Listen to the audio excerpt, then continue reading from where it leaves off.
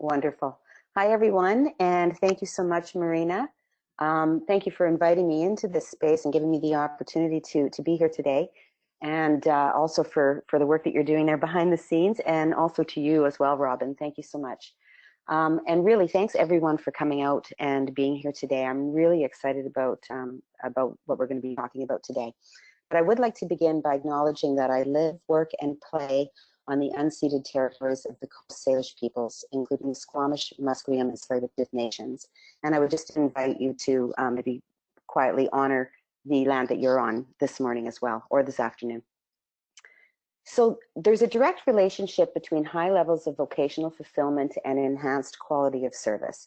And in this webinar, we're going to learn some strategies to help you tap into the capacity and creativity of your team members to create space for their unique contribution.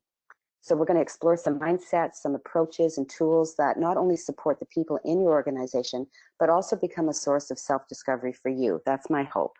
Walking the talk is really one of the most powerful ways to lead. So I'm assuming that most of you might be coming or are coming from the nonprofit world, but I recognize that there's others out there maybe that are coming from different service areas, and that there's also a lot of variety in nonprofit. So I was wondering if you could use the chat and tell us where you're from and what kind of work you do. And Marina will monitor that chat and then share a little bit of detail with us as we just sort of continue on here. So I wanted to outline the learning objectives for today. There we go. So I want to take some time to examine transformative relationship building skills and discover some tools for co-creating community. And then also look at some alternative strategies that I'll kind of pepper throughout that help us to stimulate curiosity, creativity, to enhance capacity and contribution in our organizations, and then develop a personal plan of action for embodiment and expression of practical approaches. And then also look at the areas in your organization for implementation. So ideally, you'll leave with a plan of action, or at the very least, an action step that you can take with you and put into play right away. So Marina, are we getting some input in the chat? We are, yeah. Thanks everyone for putting your answers in. You may have to use the question box for that. Yeah, they're rolling in. We've got actually quite a few employment counselors on the line today. So waving hello to all of you. And I'm also seeing quite a few conservation and environmental groups represented here today. What else have we got here? A mental health manager. Oh, Big Sisters of BC Lower Mainland, hello. Gosh, these are coming in so quickly, I can barely read them. Developmental Service Manager, Executive Directors, yeah, I think you'll get a lot out of today as well. Youth Justice Residential Program, awesome. We've got some really good stuff here today, Elizabeth. That's wonderful. I'm really happy to get a little information and a bit of insight into where everybody is coming from. So I thought I would tell you a little bit about my journey and kind of set some context for the discussion today and kind of where all of this came to be. My journey in human services started when I was a teenager, and I really felt a call to work with children who were living with developmental disabilities. And this basically led to my initial academic studies in the developmental services worker program way back in the 80s. And I had some experience in an institutional setting, but for the most part, I worked in the community and mostly with adults, actually. And then eventually I moved into brain injury rehab and also began teaching in human services part-time for my local college. And I continue to teach for the college in Thunder Bay, Confederation College, while I'm living out here in Vancouver. So technology. But somewhere along the way, I became really disillusioned. And I felt a great deal of pressure to create change in the lives of the people that I worked with, and a lot of responsibility around that. And sometimes I wasn't always seeing those changes in front of me. But one morning, I found myself getting ready for work, and really it was just almost like chanting a mantra, telling myself over and over again that I just needed to get through the day. And I was doing that actually quite often at that time. And when I realized it, it was like, wow, if I don't change something, I'm going to find myself at 90 years old having just got through the day, you know? And it really was very heavy for me. It felt almost like a loss, like a grief, because I had come into the work with such a deep sense of purpose and passion, and it seemed to be completely absent. So things started to, perk for me in terms of what's going on and what am I missing. And that's why, um, the personal and the professional intersection there is so important, I believe. I think one of the things that happens to us, especially if we're in human services, is that we are conditioned to compartmentalize things. And that really just sort of pulls us away from our passions and what matters to us. And that over time becomes very difficult, and we start to lose our zest for what we're doing. But at that time, too, things were changing in my personal life as well. And so I began a journey of self discovery, personal growth, spiritual development, all of those things.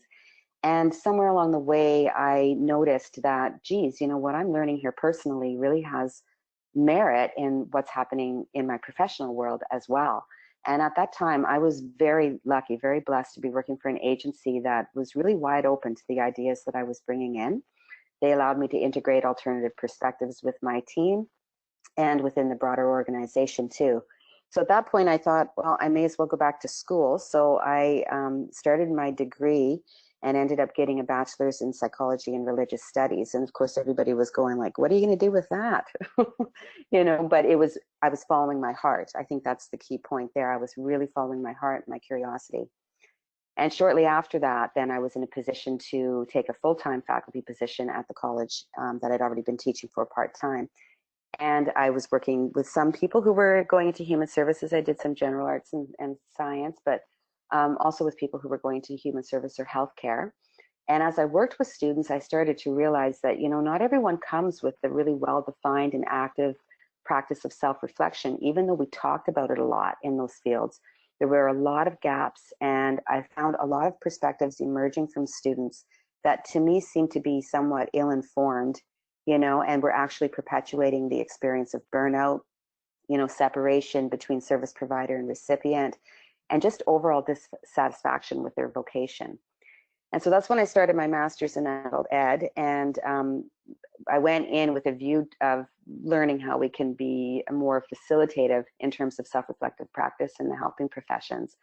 And as I did my research project, which I completed with Canadian Mental Health Association in Thunder Bay, something larger emerged. And this is what came out of it. It's what I call the conscious service approach. And it's really something that's ever evolving. It's very deeply personal, continuous process, really a framework to guide practice. And it's about embodied practice. So you'll see different terms on here that are a bit alternative to some of the terminology that we often use in human services anyways. So the idea is that we move from self-awareness to self-connection. We move from effective communication to enlightened communication. We move from therapeutic relationships into transformative relationships. And we move from team building activities into co-creating community. And so again, it really is about walking the talk, living a practice and integrating that. And so self-reflective practice actually became like the dynamic piece, like the actual actions that we could take in order to keep moving in and out of these spaces of connection and enlightened communication, etc. So this work provides the context for ideas that I'm going to share with you today. I currently live in Vancouver, BC, and I coordinate a caregiver support program here. And I'm also actively involved with a number of initiatives that are helping me to more deeply explore and integrate the principles of conscious service. I'm writing my first book based on these concepts, and I'm going to begin the pursuit of my PhD this fall with a view to expanding on these ideas from a high-level perspective. But I think what I've learned for myself the most through this whole process is really, again, the importance of walking the walk. So every time I would disconnect from myself or feel frustrated or like I'd hit a wall, if I started to think about some of these principles that emerged through my research, I started to realize, geez, I'm not doing this, I'm not practicing. So it would be an opportunity for me to step back into it. So I've learned that it's so important to actually embody these qualities again, and the qualities that we think make service valuable to other people, and also that we're placing emphasis on our own vocational fulfillment as an integral component of that quality of service, as well as acknowledging the direct link that this sense of joy and fulfillment has on organizational culture. So something I realized just a couple of months ago when I was being interviewed, I think, by Kathy Archer, we were talking about it, and I realized that, since that time, that morning, when I realized I was just trying to get through another day and started to then put more emphasis on what was I inspired by and what was I passionate about, and found opportunities to express that I've not felt that sense of burnout in terms of being a service provider since then. And that was probably about 25 years ago. So, I mean, it's practice, definitely, and it's something that we have to keep at the forefront. But there's something really powerful about tuning into what matters to us. And as leaders, how do we help people in our organizations do that? So I think I've said embodiment probably about 15 times already today. But I think that the key here is that if we're asking other people to be courageous, to declare their path of curiosity, then as leaders, we have to be willing to do that ourselves. We really have to step to a place where we're demonstrating that willingness to be uncomfortable, expose ideas and questions that maybe we're struggling with. That is probably the most powerful way to create the foundation for the kind of work that we're asking other people to step into. But taking those first steps can, it can be anxiety provoking. It can really induce a sense of vulnerability. It's often not easy for us to admit that we don't know for sure what's going to come next. And I mean, boy, the time that we're in right now, isn't that true? As leaders, too, we're often conditioned that we're supposed to have all the answers, or that we should quote unquote appear that we have the answers. And quite often we tend to attach our inner sense of security to external guarantees, even when we know that there aren't any guarantees. And sometimes that can sort of lull us into that false belief that things will turn out okay and there's nothing we really need to do or change to help things along. But if we don't look at the inherent problems that are going on, then we can trick ourselves into thinking that they don't exist or someone else will take care of it. So instead, it's really important for us to be authentic and transparent in our search to understand the next steps. So to be able to admit the gaps in our own knowledge or awareness and areas that we're curious to explore, being bold, being brave in the expression of our own heart, and allowing ourselves to be vulnerable as we demonstrate our own ability to be with the unknown, even when it's scary. So it's important that we, get in tune with that inspiration, get inspired by the journey of discovery. And I think that leaders can, we can't ensure that other team members are going to feel safe, that they're going to step into a space of exploration if we provide opportunity, that they're even going to take it to be able to discover and declare their contribution. But we can create the space for it to happen. We can be the first ones to step into that space, and we can be prepared to receive other people as well. So I'd like to ask you to use the chat again and tell us a bit about your self-care and self-reflection practice. So what kinds of things do you do to continually keep moving into a space of self-connection and to continually be responding to your personal needs? And Marina, again, will watch that chat and then give us some info in a moment here. So I want to talk a bit about engagement. And wouldn't it be great if we all felt this way all the time? It'd be great if we could even do that. But when we're in a state of engagement, we exude presence, meaning that we're in the moment. We're all in. Our curiosity is usually piqued. We know that there's something we can offer. There's something we can learn. We're willing to be uncomfortable with being stretched beyond our comfort zones. And we feel safe to participate in that exploration. We find we're committed to the process, even if we don't know where it's leading. And when we're engaged, we don't check out, quote unquote, check out early when we aren't sure of the outcome or if something's going on that we don't quite agree with. So we know that we've got patience. We feel patience to stay centered in our experience through any of those discomforts or unknowns. And there's a feeling of enthusiasm, I think, in that we're eager to see how our learning or our experience or interaction is going to unfold, even if it's not easy. We'll notice an internal acceptance of what is. We're able to manage feelings of not having control of the situation. And I think it's important to remember that we don't have to like what's happening, but we can accept the situation with an awareness that whatever it is matters to us and it matters to other people as well. And I think engagement creates real opportunity for connection, both within ourselves and with each other. So Marina, I'll just check in and see what kinds of ideas were shared in the chat. Sure. So there's a lot of commonalities. So I'm seeing a lot of making time for meditation, yoga, physical exercise, disconnecting from technology and getting outside into nature, spending time with family, kids, pets, taking time for journaling and having a daily gratitude practice, taking advantage of learning opportunities as well, and creating space in a calendar to have time to, just have time to disconnect. Beautiful. Oh, and another And one that's coming up a lot is arts and craft projects. yes, those are beautiful examples of self-reflective strategies. They're beautiful. And I think what happens, because really it can be anything, any activity where we feel a deeper sense of being within ourselves, being present to ourselves, feeling connected, and we feel and sense what's going on inside. We can hear our thoughts. Any kind of practice that brings you there is a self-reflective practice.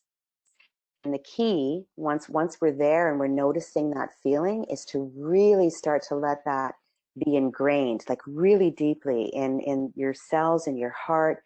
Describe it, give words to it, because then when we step out of it, which we do, in and out all the time, when we step out of it, we're more ready to identify that. Like, we're more aware, oh, I'm disconnected. Maybe we've been disconnected for an hour, but that's possible.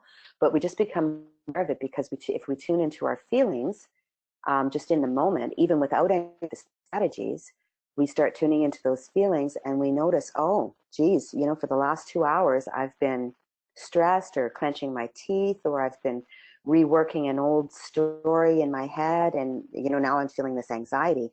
And then that's the key moment. Like, there is your point of power, because now you can say, okay, so what kinds of things can I do now to move back into this to a state of engagement? So I really believe that engagement occurs on a continuum. Obviously, we don't, obviously being engaged is the sweet spot. We want to be there. We've just talked about some of the qualities of that, being energized and focused and present and open and curious and all of those kinds of things. But it's not a static condition. We move in and out. And when we move to the either end of the continuum, that's when we're becoming disengaged. So when we're disengaged, quite often we might have, assumed some false responsibility. Maybe we're operating either in the future or the past. Maybe we've forgotten our roles. We're thinking about things that aren't happening in the present moment. So to stay in that place of engagement, we absolutely must be connected to ourselves. Then we can only be engaged with other people as well if we're connected to ourselves. So on the end of the spectrum, we've got enmeshment. So in enmeshment, and you can start thinking about this for yourself too, like, just what does that feel like to you when you become enmeshed or when you're engaged, like identifying some of those qualities. But when we're in enmeshment, quite often we begin to feel like we have to protect other people from themselves. We kind of lose ourselves in what's happening with another person. We feel that we have to control outcomes. We feel maybe we have to have answers for other people. Their success becomes our responsibility. And we lose ourselves. We become disengaged from ourselves. On the opposite end, with estrangement, you might hear things in your mind, things like, oh, they don't pay me enough for this, or this isn't part of my job description, that kind of thing. Or we swing to the other end and use philosophies like self-determination as a way of avoiding our role responsibilities. So in one end of the spectrum, we're like, oh, their success is up to me. Like, I have to make it happen. And on the other end, we're saying, well, they're exercising their right to self-determination. And in either end of the spectrum, again, we're not present. So, and sometimes too, in estrangement, we start to feel like we have to protect ourselves now. So it's really important for us to become familiar with the wisdom of our body, what it tells us about our state of being. And too often we ignore our feelings and emotions and push through it. But that's the very practice that ends up leading us to overwhelm and burnout. And it also leads us into damaged relationships. It just shuts down capacity for learning, capacity for reflection, and capacity for innovation, really. So the ideas we're talking about today really require a centered and present approach. Discussing the topics and thinking about these ideas, again, that's part of it, right? That's part of learning, thinking about it. But it doesn't actually create the growth until we really allow it to integrate, kind of make the journey from the head to the heart. And then how is that be anchored within our bodies maintaining an open heart, a curious mind, a willingness to listen and respond. And the thing is that not only do we flourish in this kind of state, but so do our relationships flourish in a state of engagement. So let's talk a little bit about transformative relationships. You might want to think about this a little bit too. If you have some things you want to throw in the chat, please feel free to do that. So transformative moments, to me, the easiest way to describe it is like a light bulb moment. It's the aha moment, right? We're suddenly able to perceive something that wasn't available to us before. But transformative learning requires a lot of courage to be vulnerable again. It's like that vulnerability that happens in taking the first steps and embodying new ways of being. There's a vulnerability that's involved in suspending what we already know to have been true, maybe something we've lived our lives by all this time up until now, and to consider an alternative perspective that maybe was in our awareness before. So it can be scary because it can shake up the foundational belief systems that we've used to navigate. And sometimes it means we have to stand in a bit of a void too, while we're trying to understand new concepts and integrate those new ways of being. So it really relies on deep trust in self and with each other. And this is really important to consider, not only for yourself, but for the people in your organization too, that we're asking them to step into a vulnerable place as well. So it's really important that we are creating that safety, right, and honoring that. So when you consider this transformation or the elements of transformation in terms of supporting creative contribution within your team, the importance of relationship is crucial. So as leaders, we hold a great deal of power and responsibility in terms of putting out that welcome mat for team members to offer their innovations. But if we've not put the work into developing the relationship, it's not likely they're going to use their voice and speak up to offer that. So hearing that I'm welcome somewhere is not the same as feeling that I am, right? So how do we create scenarios that feel welcoming, where we're really truly creating that space? And what makes a relationship a safe space for potential transformation? Well, I'm sure you can think of many qualities: openness, willingness, understanding, shared vision, respect, honesty, well-developed communication dynamic. And all of those qualities too are things that we really need to think about. Well, what does that really mean to me, and how often am I in that space? It's also important to remember that one communication style doesn't fit all, right? So it's not, we can't just say, well, here's how I communicate, so now everybody adapt around us. We have to be aware not only of how we communicate, our habits of communication, but also the diversity of communication needs within our teams. Because without this, there's a lot of time and energy that's wasted, especially during times of crisis and change, where we're just trying to understand what each other is saying, right? And what we really mean. So the other thing that's really important too, though, is that a lot of conflict and hard feelings that comes out of that can linger long after the interaction. And that's the kind of energy that destroys the culture of our organizations. I'll tell you a quick little story. I worked for a nonprofit, the same one that was really open and allowing me to bring ideas in and stuff. And then there were some changes, and I found myself in a new role. And one of the people I was going to be working with really closely had been a colleague in the organization for a long time, but we never had to work directly together. And it wasn't like we disliked each other, but we definitely saw things from a different angle. And we had trouble understanding each other. And I thought, oh my God, how is this going to go? And I was just imagining she was doing the same thing, because I was going to be stepping into a position where I'd be, quote unquote, her direct supervisor. So I thought, well, how about if we go for lunch? And we did. I invited her for lunch. I said, let's just go and talk about how things are going to unfold here. And so we got there, and I told her I was nervous about the conversation. It created some anxiety in me, but this mattered to me. And let's just sort of put it out there. We don't always get each other, and what are we going to do? And she walked right into that conversation. And I'll tell you, we had such a strong working relationship, and I was much better able to advocate and assist her in the things that she wanted to do in the organization once I got to understand where she was coming from. And she was able to support the directions that I was promoting as well, but we got close. So we had a whole relationship that emerged out of that scenario. And so sometimes it's scary to step into those conversations, but it is so worth it, to go into it with an open heart, you know? I really believe that relationships are the container for the potential for transformation. And where there is no relationship, then there's no foundation and no place for new ideas and new ways of being to land.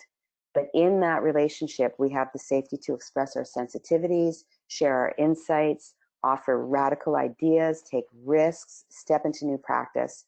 And we do that even when we're feeling uncomfortable and awkward and going through a process of letting go of old habits and trying on new ones. So you know that transformation can happen in a moment. You have that flash of insight that changes everything, you know, oh my God, everything's seen through a different lens. Or it can happen over a longer period of time where the insights and internal shifts can go unnoticed before we tune in and realize that we're responding or acting in a way that's different from our norm. So capturing that kind of growth in ourselves is a really good, like we've with ourselves, right? 24/7. So we can practice the skills of observation and noticing growth in other people with ourselves. And that's hugely rewarding as well. Again, there's where your self-connection and reflection comes in, but it really helps us to finely tune those skills of observation. So we have to pay attention to it. We have to be willing to be quote unquote wrong about past assumptions. And we also have to let ourselves and each other out of the boxes that we sometimes put ourselves and other people in, and be able to see people beyond what we've always known and ourselves. So how do we develop these skills necessary for transformation? Well, I think key is getting in touch with what transformation feels like for us. So you could do this as part of your self-reflective practice. Think about a time when you felt transformed or you had a transformative learning experience or interaction. What did it feel like and how did you experience that? Reflect on past experiences that were transformative. Identify the ingredients that made them that way. Really challenge yourself to become willing to suspend and challenge the current belief systems and step into a place of deep personal responsibility. So when we practice identifying our own evolutionary experience within, again, we are able to better witness that within the relationships we have with each other. So let's talk curiosity and creativity. I see curiosity and creativity as being very much intrinsic motivators. It's got little to do with any kind of external reward, and it's just something that we're almost driven into, right? When we're really curious about something or when we're creating. So curiosity inherently implies an exploratory mindset. And I can't think of any other mindset that would be more beneficial when we're seeking solutions. And creativity is stimulated when we start asking questions. And of course, curiosity is the impetus for that kind of questioning or seeking. So I'm encouraging you to give your own curiosity muscles a really good workout by demonstrating an interest in what makes your team members tick. And I'm not saying that you aren't already doing that, but just take it to another level. So making time for genuine discussion about their interests and passions with integrity, right? Like with genuine curiosity. A view toward finding ways to align their personal drives with agency mission, which is huge and crucial, and support team members in their expression of their personal curiosity and creativity. You could set aside time in team meetings, in agendas for just free-flowing brainstorming sessions, and just create safety so that even really wild ideas can be put out there and explored without judgment. I think, when we're curious and creative, when we're stimulating that and giving it space for expression, then our capacity for contribution goes right through the roof. And that's true for our whole organization. And our sense of vocational fulfillment is also greatly enhanced. So curious, creative, and fulfilled team members become synergistic. And that energy permeates the entire organizational culture. And it does, in my opinion, way more for morale and quality of service than any one individual can ever do alone. And it takes time and it takes energy, but really the rewards are beyond priceless. Thinking about passion and well-being and the connection there, when there's a connection to a sense of passion and purpose, when that starts to wane, we become more susceptible to the risk of burnout and exhaustion. And I think for many of us, we've been trained over the years to be on the lookout for symptoms of burnout and to develop strategies that keep it at bay. We've been encouraged to practice self-care in order to stay well, but quite often the emphasis tends to be on basic aspects of physical health that we all need to survive and thrive. And I really feel like something's been missing.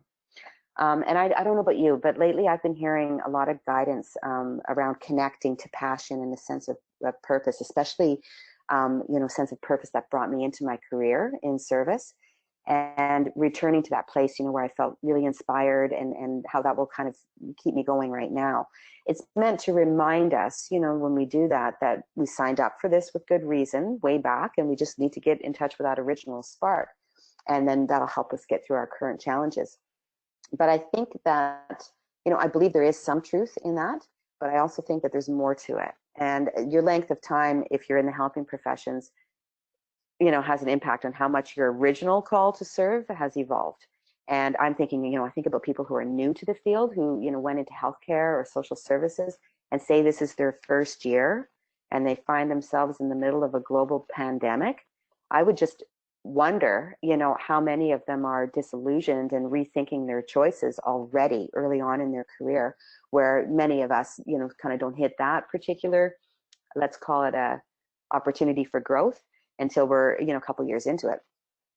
And if you're like me, I've been at it for a long time, 40 years, you can likely recall what initially inspired you to enter into your vocation, but you're probably aware that a lot has changed since then, even if just subtly.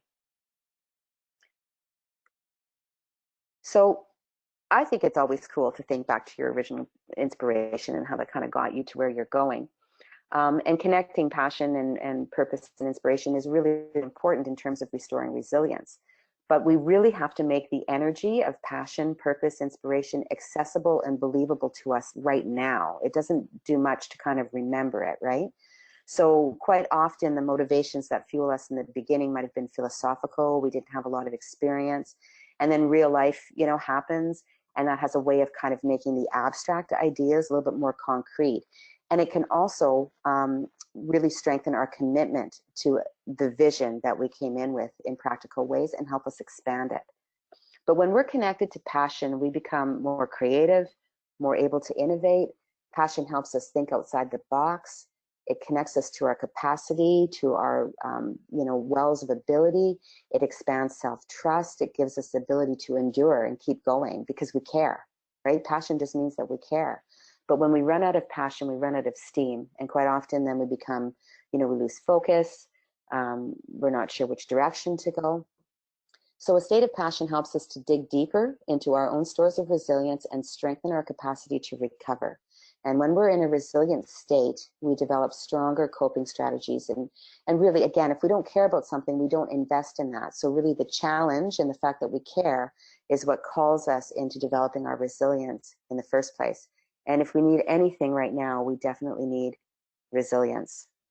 So passion fuels our inspiration. And when we're enthused, we become filled with an energetic force that helps us go beyond just thinking and logic in the same old ways and tapping more into our intuition and our human spirit.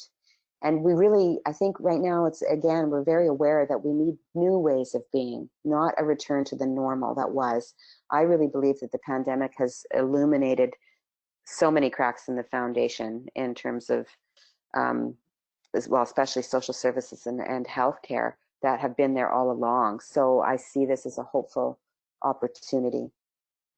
And I think, when we're really aware, when we're connected to ourselves and our passion, it helps us to see how our own personal values and, directions that we want to move in connect to the overall agency mission. And so that just helps to align organizational culture as well.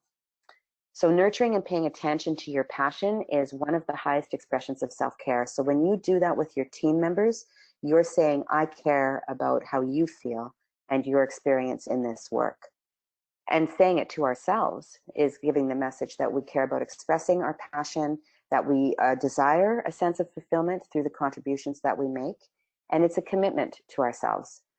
So as individuals, we say we care even if no one else does, but as a leader, you can also be saying to your team members that you care. So I'd love it if you'd use the chat and tell us a little bit about the energy of inspiration and passion among your team members right now. Like, what are you feeling with your team right now? And I'll ask Marina to monitor the chat. and I'll keep moving. So co-creating community. I think most of us like to think we're really collaborative and transparent, and we see ourselves as open to others' viewpoints and willing to entertain the alternative. And we know intellectually that an inclusive approach to diverse ideas is really crucial, right, to co-creation and creating community. But again, it's important that we feel it. It's important that we're embodying it and that we are acting in ways that demonstrate the principle. So I'd like you to just think too about considering what happens to you on an emotional level when you're confronted with a perspective that is radically different from your own. Or think about those times when you're faced with making a really important decision and you really just want your team to just buy in and agree, but maybe you get a team member who is playing the devil's advocate. I'm sorry about those beeps in the background. I closed everything, but something's still coming through. So how well are you able to intentionally enter into that space with authenticity and transparency when you've got a decision to make and you really just want agreement? Just reflect on some of those questions, because those are always our key learning opportunities. Marina, did you have anything in the chat that people shared in terms of my last question about the team inspiration? Sure, yes. So Emily says they're doing daily Zoom check-ins with their team, which is helping them to stay connected. Holly says they are in the process of reimagining their entire program. So it's an opportunity right now for them to really shake things up and make some sweeping changes. Tracy says they have summer interns who are bringing a lot of energy to the team. And a few others, another theme that's coming up is that folks are seeing that their team is mentally exhausted due to the current situation, which I think is understandable. Also that sometimes it can be hard to keep seeing the collective vision as well. Absolutely, absolutely. Yeah, I think that's a key observation. I think that most of us can probably relate to that there's this level of exhaustion and kind of, just overwhelm. But I really wanted to pick up on the idea that programs are being revamped, and this is an opportunity. This is the perfect time to bring some of these ideas in if you aren't already doing that, or just really up the ante on that. And also where you've got summer interns coming in, new people coming in with fresh energy. Sometimes our agencies don't always welcome that. Sometimes it's well, we've always done it this way, or, oh yeah, we tried that before. And we can get into a tendency of shutting down new ideas from new people. But I think that we really miss a beautiful opportunity when we do that, to shake things up and to keep ourselves fresh and current and to keep ourselves creative and curious as well. So really look to the strengths and capabilities inherent in your team. Really ask yourself, what am I noticing? What do I admire? What areas do I see as being ripe for deeper exploration and explicit expression? And again, remembering that, unless there's been some groundwork done in terms of the relationship and developing the relationship, you might not get those answers right away. But when you have that awareness, then, when the answers start flowing in, then you can start to convene that collective energy and the wisdom of the team. And until then, you just work on creating the kind of dialogue that's going to make the space for that. Recognizing as well, their strength, their creativity, and their personal desires for contribution. So we're talking about synergizing the collective wisdom. I mean, there's so much natural resource in the people that are working in our organizations. And because there's tasks and there's outcomes and there's funders and there's all this other stuff that needs to happen, quite often we don't tap into that in ways that we can, because it does take a little bit more time, and it takes, again, that vulnerability and courage and developing our skills and all of those things, challenging ourselves. But yeah, maybe a little bit more time to begin with, but it's going to save time, quote unquote, in the end. But it really is more about changing how we're doing some of the things we're already doing anyway.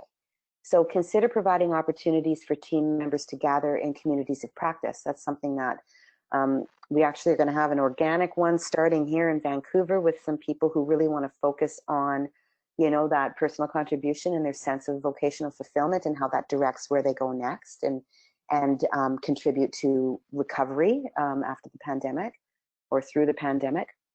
but it could be all kinds of different things. They might be about the work they want to do. It might be about a new program. It might be about improving service, or program development or professional development or organizational functioning. There's a million different things that it could be based on their the organization's needs, and also the curiosity of the people within it.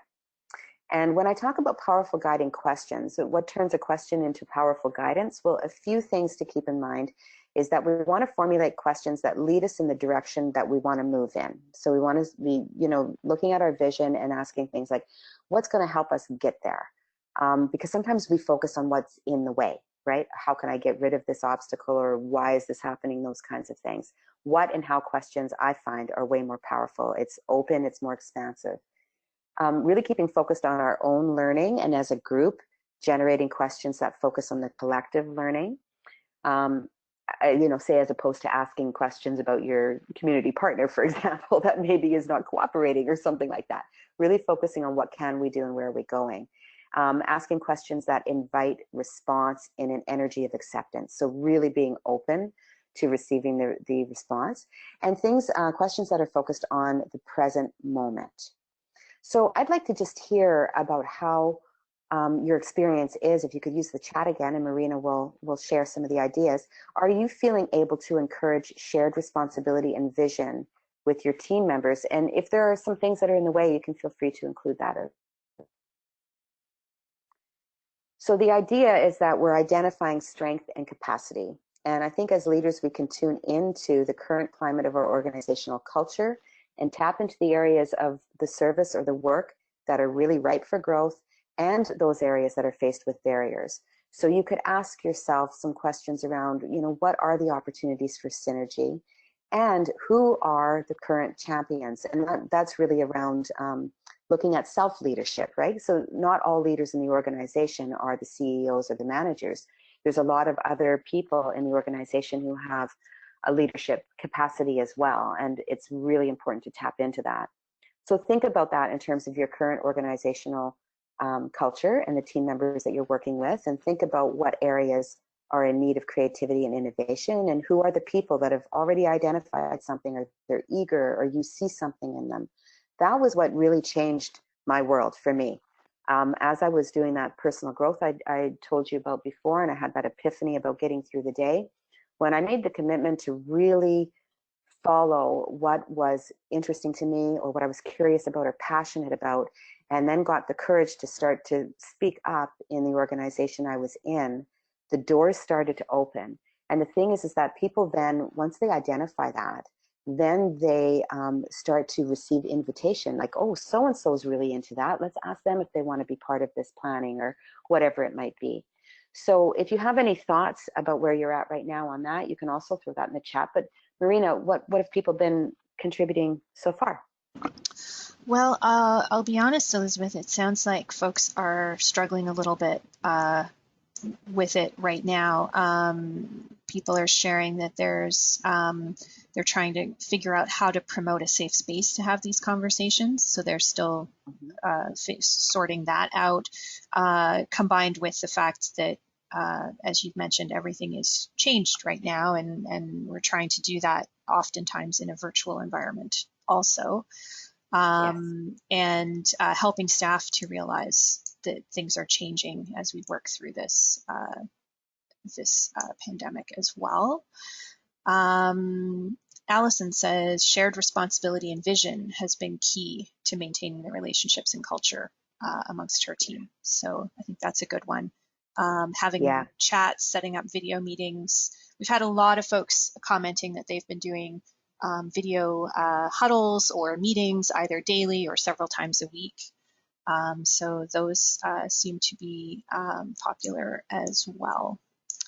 That's awesome. Another one, and this might play into when we get into the Q&A, it can be challenging when some staff are very into having these conversations, but others may not be. Absolutely. So that's one of the key things. I know that time is of the essence for sure, but having some one-on-one quick check-ins is worth it. it's definitely worth it. Because I think sometimes one of the key things here is that we think that connecting to our passion and feeling inspired and feeling fulfilled in the midst of a crisis is a luxury.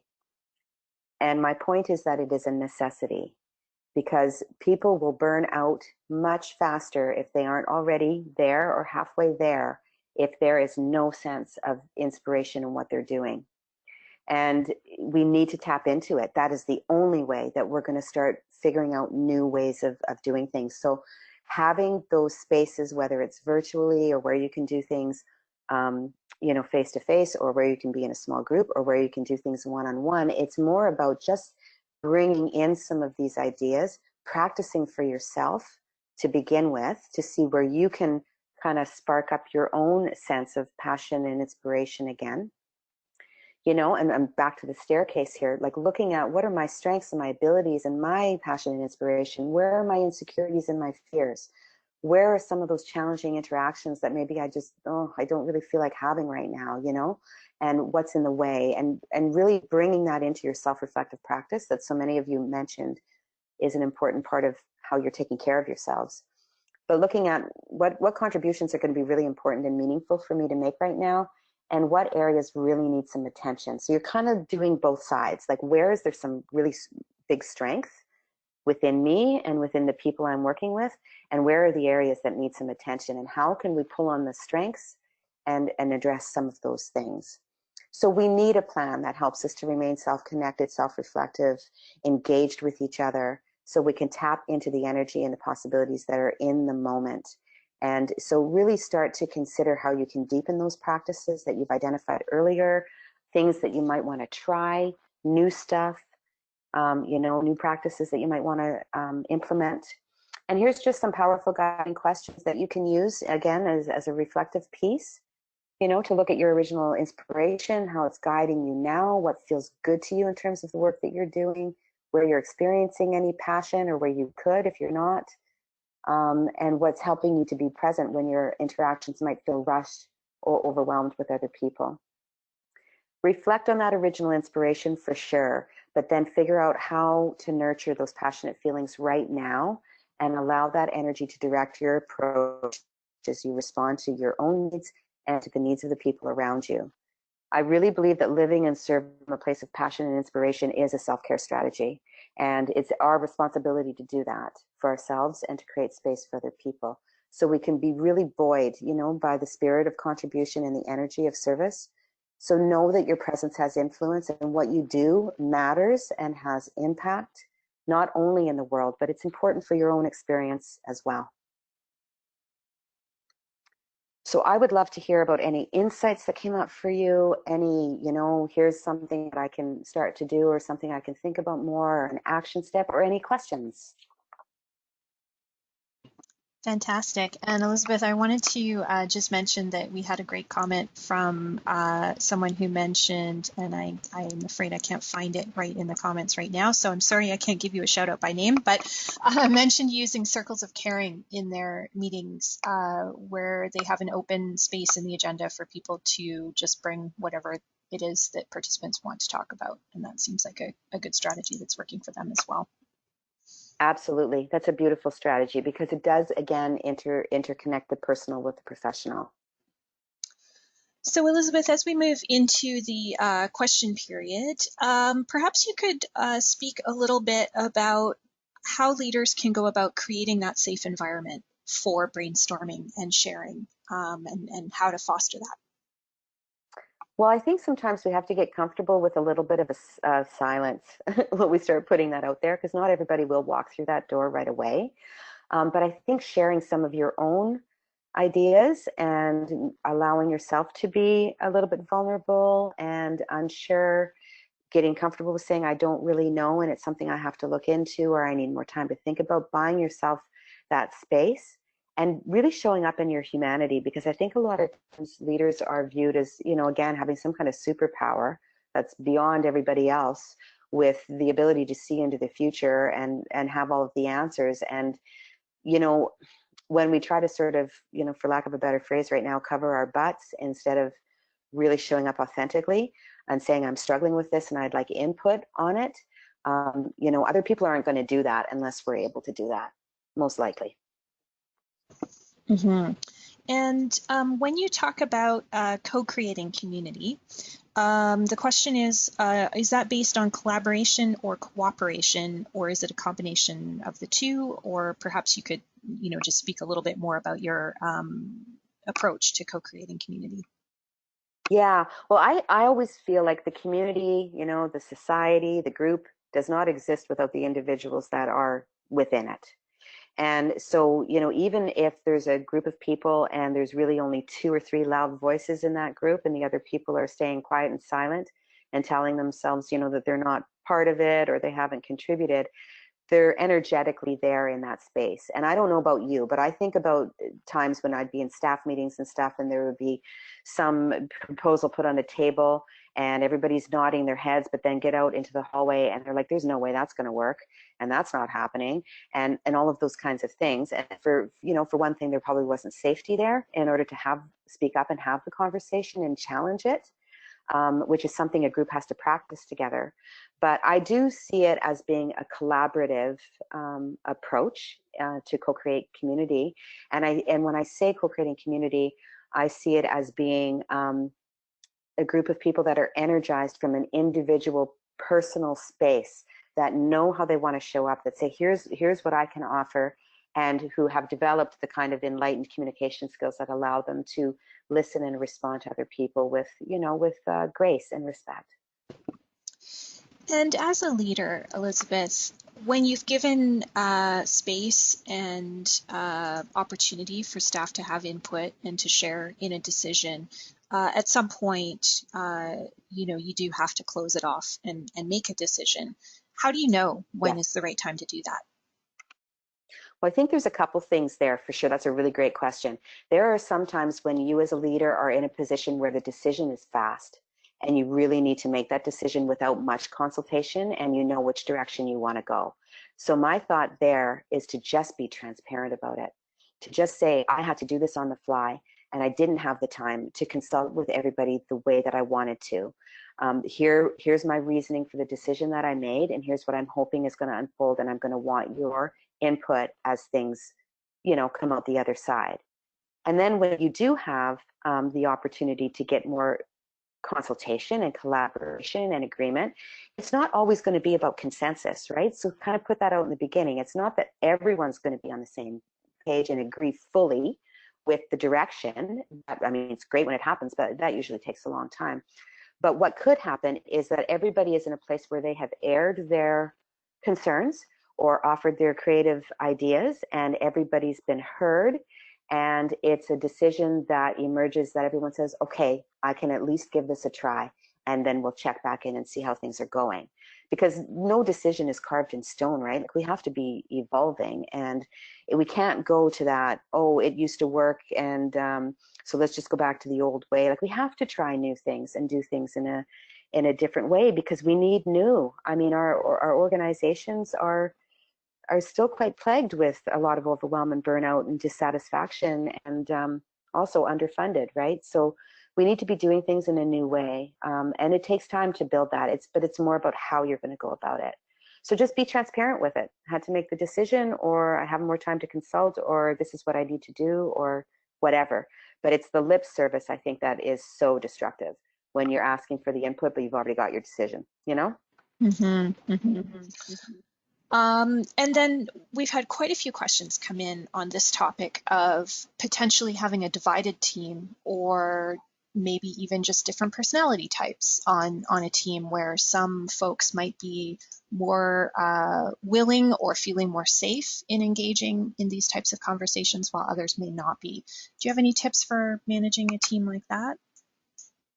Yeah, I think that, you know, it's a no pressure kind of situation, right? Like, we can't force people into the space, but where you, and this is kind of like identifying the champions, where you have people who are comfortable to come into that space and to model that in a way that doesn't take over the space, but actually encourages more participation without pressure, to really kind of nurture that individually with those people.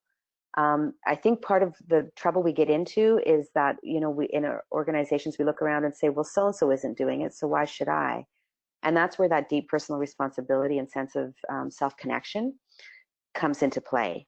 We do it because it feels better for us. And if we keep on moving and paying more attention to what we're doing and how we're trying to engage in a new way and offer a different kind of contribution and create a different kind of experience, then we take our focus off of the people who might not be doing that and find ways that are, again, respectful, compassionate, to encourage people without without force. It takes time to happen, but it's worth it, because when you have a group of people together that are building and co-creating that way, and who can speak, well, through conflict and stuff, then it's there, and there's something you can do with it. Otherwise, it's underground, and it's killing us. Mm-hmm. And I think just to finish off today, Elizabeth, with our last question, do you have a couple of just super practical tips that you might recommend leaders use, maybe to even just get started, like today or tomorrow? Yeah, I would say to first of all, figure out what you're going to do inside, really reflect on what's happening for you, and if there's some areas of concern coming up, and spend some time with that. Perhaps seek out your own resources, have some conversation around that. But then just start having the conversations with people. Just start having the conversations. See how comfortable you can get with a certain, question maybe that you want to put out, and just start doing that individually. And then when you have your next team meeting or group meeting, bring in a powerful guiding question. Bring in a question that asks people about how they're feeling in terms of being inspired in the moment, or any innovations they have in mind, and just very gently start the process and see what blossoms from there. I hope Well, that's practical enough. that's great. Thank you so much, Elizabeth. It's been a wonderful presentation. Did you have any final comments before we sign off today? Yes, first of all, I would just like to say thank you again. I know I talked a lot, and I hope that people felt like they were engaged, but also able to contribute your ideas.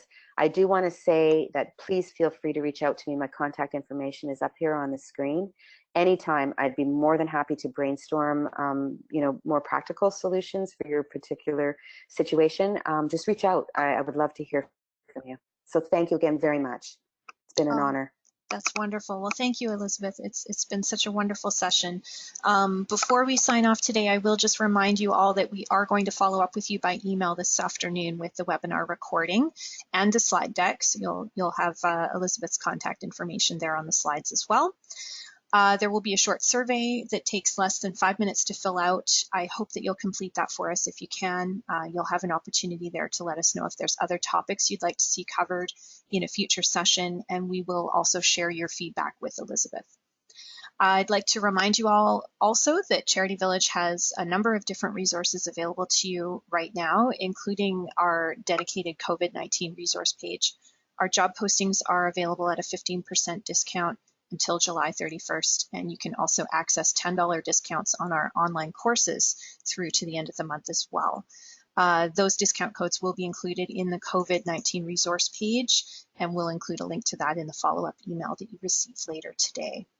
We are also going to be launching a new video interviewing platform to assist you in hiring staff or recruiting volunteers. Watch for more information on that in the next few days. It's very exciting.